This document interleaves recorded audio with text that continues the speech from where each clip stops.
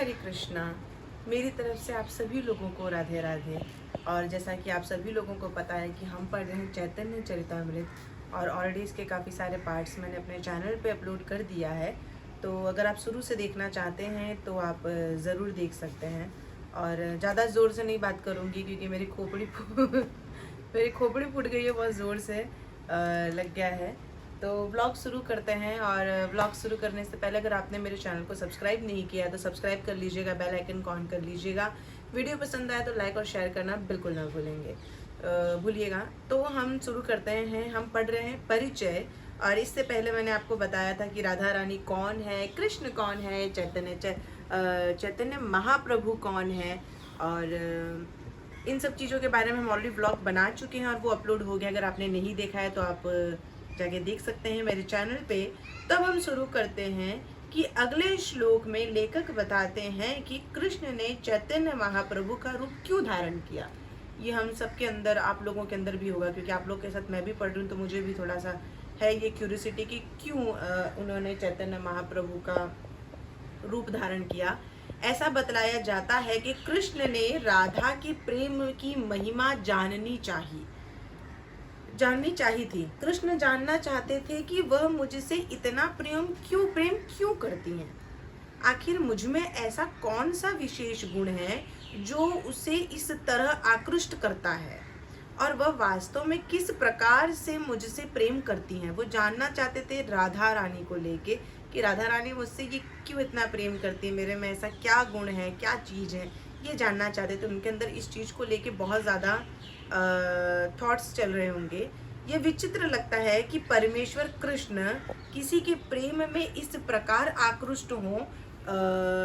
एक पुरुष किसी स्त्री के प्रेम को इसलिए चाहता है क्योंकि वह अपूर्ण है और उसमें कुछ कमी है।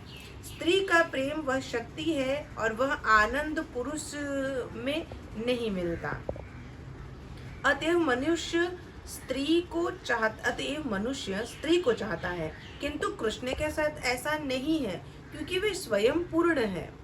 इसलिए कृष्ण ने आश्चर्य प्रकट किया, मैं राधा रानी के द्वारा आकृष्ट क्यों होता हूँ, और जब राधा रानी मेरे प्रेम का अनुभव करती है तब उसे कैसा लगता है। इस प्रेम व्यापार के सार का आस्वादन करने के लिए कृष्ण उसी तरह प्रकट हुए जिस तरह समुद्र के क्षितिज पर चंद्रमा प्रकट होता है। जिस तरह समुद्र मंथन से चंद्रमा प्रकट हुआ था, उसी तरह आध्यात्मिक प्रेम व्यापार के मंथन से चैतन्य महाप्रभु रूपी चंद्रमा प्रकट हुए हैं। निसंदेह चैतन्य महाप्रभु का वर्ण सुनहरा था जैसा कि चंद्रमा का होता है। यद्यपि यह आलंकारिक भाषा है, किंतु इससे चैतन्य महाप्रभु के आविर्भाव के पीछे जो अर्थ है वह प्रकट होता है। उनके आविर्भाव की पूर्ण महत्ता की व्याख्या बाद के अध्यायों में की जाएगी। मतलब बाद में बताया जाएगा, जो बाकी के अध्याय हैं उसमें बताया जाएगा कि वो क्यों प्रकट हुए, क्या रीजन है। चैतन्य चरितामृत के 7वें श्लोक में चैतन्य महाप्रभु को नमस्कार करने के बाद कृष्णदास कविराज भगवान नित्यानंद को नमस्कार करते हैं। वो बतलाते हैं कि भगवान नित्यानंद बलराम हैं, जो महाविष्णु के उद्गम हैं। कृष्ण के प्रथम विस्तार बलराम है, जिनका एक अंश संकर्षण के रूप में प्रकट होता है। संकर्षण के बाद वे प्रद्युम्न रूप में प्रकट होते हैं। इस तरह उनके अनेक विस्तार होते हैं। यद्यपि विस्तार अनेक हैं, किंतु श्री कृष्ण ही स्तोत्र हैं। जैसे कि ब्रह्म संहिता से पुष्टि होती है, वे उस मूल दीपक के तुल्य हैं। मतलब एक मूल दीपक की तरह है जिससे हजारों लाखों दीपक जलाए जाते हैं। यद्यपि मूल दीपक से अनेक दीपक जलाए जा सकते हैं, किंतु स्रोत के रूप में मूल दीपक की अपनी पहचान होती है। इस तरह कृष्ण अनेक रूपों में अपना विस्तार करते हैं और ये सारे विस्तार विष्णु तत्व कहलाते हैं। विष्णु एक विशाल दीपक है और हम सब छोटे छोटे दीपक है, किंतु है सभी कृष्ण के ही अंश। जब भौतिक ब्रह्मांड की सृष्टि करनी होती है तब विष्णु अपना विस्तार महाविष्णु के रूप में करते हैं। ये महाविष्णु कारण सागर में शयन करते हैं और अपने नासंद्रियों से श्वास के साथ सारे ब्रह्मांडों को बाहर निकालते हैं। इस तरह महाविष्णु तथा कारण सागर से समस्त ब्रह्मांडों की सृष्टि होती है और यह सारे ब्रह्मांड, जिनमें हमारा ब्रह्मांड भी सम्मिलित है, कारण सागर में तैरते रहते हैं। इस संदर्भ में वामन की कथा आती है, जिन्होंने जब अपने 3 पग भरे तो उनका पांव इस ब्रह्मांड के आवरण को भेद गया और इस तरह से उनके पग से बने छेद से कारण सागर का पानी बहने लगा। कहा जाता है कि यही जल प्रवाह गंगा नदी बन गया। इसीलिए गंगा को विष्णु का सबसे पवित्र जल माना जाता है और वह सारे हिंदुओं द्वारा हिमालय से लेकर बंगाल की खाड़ी तक पूजित है। वास्तव में महाविष्णु बलराम के विस्तार हैं, जो कृष्ण के प्रथम विस्तार है और वृंदावन की लीलाओं में कृष्ण के भाई हैं। इस चैतन्य चरितामृत की विषय वस्तु मुख्यतः इस भौतिक सृष्टि से परे की विवेचना से संबंधित है। मतलब बहुत सारे लोगों को इन सब चीज़ों के बारे में इसलिए नहीं पता है क्योंकि किसी ने हमारे पुस्तकों को पढ़ा ही नहीं है या जानने की कोशिश नहीं की, या सब अपने अपने आप में इतना व्यस्त रह गए कि वो जानना ही नहीं चाहते कि एक्चुअली चीज़ें क्या हैं। जगत का भौतिक विस्तार माया कहलाता है क्योंकि इसका अस्तित्व शाश्वत नहीं है। चूंकि यह कभी प्रकट होता है और कभी अप्रकट रहता है, इसलिए यह माया माना जाता है। किंतु इस नश्वर जगत से परे एक उच्चतर प्रकृति है जिसका संकेत भागवत गीता में प्राप्त होता है। तथापि एक दूसरी अव्यक्त प्रकृति भी है जो इस व्यक्त तथा अव्यक्त पदार्थ से परे शाश्वत तथा दिव्य है। यह सर्वोच्च है और कभी विनष्ट नहीं होती है। जब इस जगत का सब कुछ नष्ट हो जाता है तब वह अंश उसी तरह बना रहता है।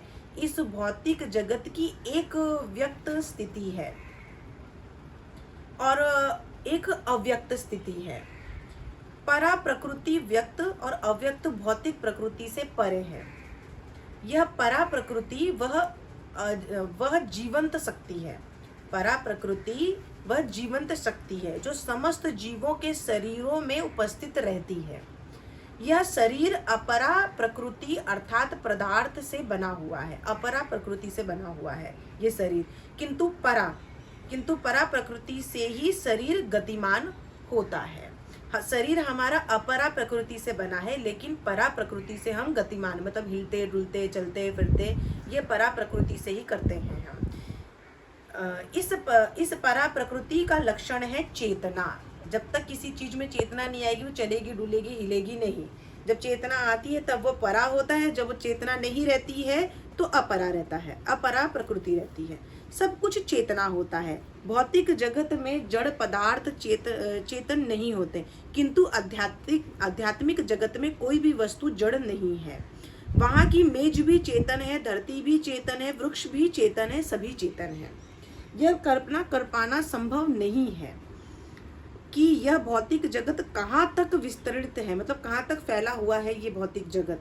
भौतिक जगत में हर वस्तु की गणना कल्पना या किसी अपूर्ण विधि से की जाती है, किंतु वैदिक साहित्य भौतिक जगत से परे क्या है उसके विषय में वास्तविक सूचना देते हैं, क्योंकि प्रायोगिक साधनों से इस भौतिक प्रकृति से परे किसी वस्तु की जानकारी पा सकना संभव नहीं है।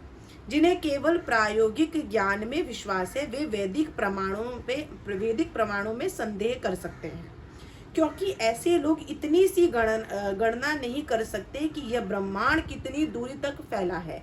न ही वे ब्रह्मांड के भीतर बहुत दूर तक जा सकते हैं। जो हमारी चिंतन शक्ति से परे है वह अचिंतनीय कहलाता है। जिसे जो हमारी चिंतन मतलब हमारे सोच से जो परे है उसे अचिंतनीय कहा जाता है। अचिंतनीय के विषय में तर्क या चिंतन करना व्यर्थ है। यदि कोई वस्तु सचमुच अचिंतनीय है तो उसके बारे में चिंतन या प्रयोग नहीं किया जा सकता। हमारी शक्ति सीमित है और हमारा इंद्रिय बोध भी सीमित है। अतएव हमें अचिंतनीय विषय वस्तु के बारे में वैदिक प्रमाणों पर ही निर्भर रहना होगा। हमें परा प्रकृति संबंधित ज्ञान को बिना तर्क किए स्वीकार करना होगा। भला जिस वस्तु एक हमारी पहुंच नहीं है उसके विषय में तर्क करना किस तरह संभव है। दिव्य विषय वस्तु को समझने की विधि स्वयं भगवान कृष्ण ने भागवत गीता में दी है, जहां कृष्ण चतुर्थ अध्याय के प्रारंभ में अर्जुन को बतलाते हैं, मैंने योग के इस अविनाशी ज्ञान का उपदेश सूर्य देव विवस्वान को दिया और विवस्वान ने मनुष्य जाति के पिता मनु को दिया और मनु ने अपनी पारी में इसका उपदेश इक्ष्वाकु को दिया। यही परंपरा विधि है। इसी तरह श्रीमद् भागवत में वर्णन है कि कृष्ण ने ब्रह्मांड के प्रथम सृजित जीव ब्रह्मा के हृदय में ज्ञान प्रदान किया। ब्रह्मा ने वह उपदेश अपने शिष्य नारद को दिया और नारद ने उसे अपने शिष्य व्यासदेव को दिया। व्यासदेव ने इसे माधवाचार्य को दिया और माधवाचार्य से यही ज्ञान माधवेंद्रपुरी को मिला। उनसे ईश्वरपुरी को तथा ईश्वरपुरी से चैतन्य महाप्रभु को ये ज्ञान मिला। तो ये हमारा आज का अध्याय था, मतलब आज का जो हमने बुक रीडिंग था वो ये था। उम्मीद है आपको समझ में आया होगा। अगर नहीं समझ में आया तो आप कमेंट बॉक्स में मुझसे पूछ सकते हैं। और अगर आपको वीडियो पसंद आया हो तो लाइक, शेयर और चैनल को सब्सक्राइब करना मत भूलिएगा। जय श्री राधे, हरि बोल।